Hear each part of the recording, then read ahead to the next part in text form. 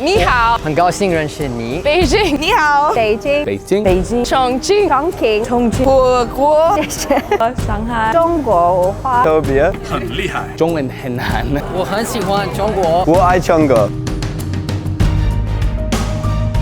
Hi, I'm Shreeya Singh. I'm from Yale University in New Haven, Connecticut, and I live in South Florida. All right, hold your hands randomly with people, and then try to untie this puzzle.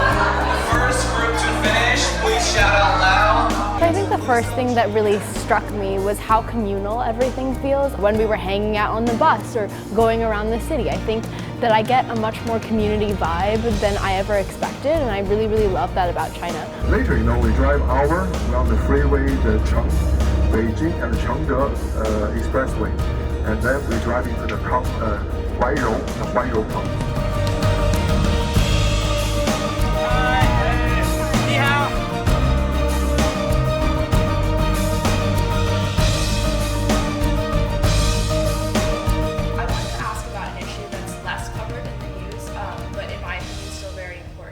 In recent years, the weaponization of space has become a big issue. So I want to know how likely you think it is that these countries can come to any kind of treaty or agreement on the way we behave or the way we use satellites in space, and whether or not you think this is something at all right now that the countries are even working towards or talking about. Thank you for your question. I think that it's also a very good question because between China and the US, we already have the cooperation and talks, or we call it talks, about the space debris. I really, really enjoyed all the dinners because it felt like everyone was sharing food and having conversations out over the dinner table. Okay, I need a fork, guys. You just press down the button. That's it. Perfect.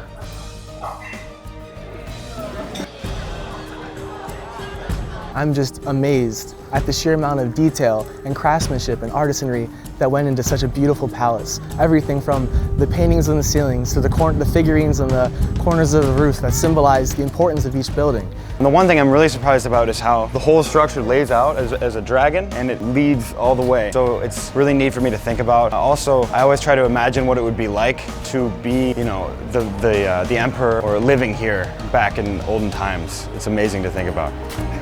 Can you Oh, hell yeah. Wait, me too. Oh my god.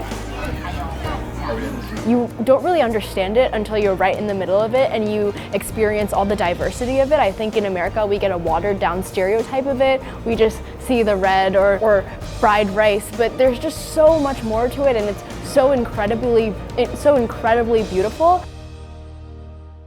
Do you think that the one-party system is effective when it comes to major disagreements over policy, and there is no incentive for anyone, or there is no incentive for the party in power? China has a civilization country with more than 2,000 years. We have political tradition. If you understand that Chinese things forget, I think, the Western tradition of the political systems. I think a lot of different things have changed in my view of China. First of all, I think just from an educational perspective, I learned a lot about the society, the politics, the public policy. I think not only through the amazing lectures we've had, but also through the one-on-one conversations I've been able to have. But even more than that, not just in an educational perspective, but in a people-to-people perspective, this program has done a lot for me. In one word, my trip to China has been humbling. I think that I've learned so much, but also been made aware of how vast this world is and how many people are in it and how diverse our experiences are.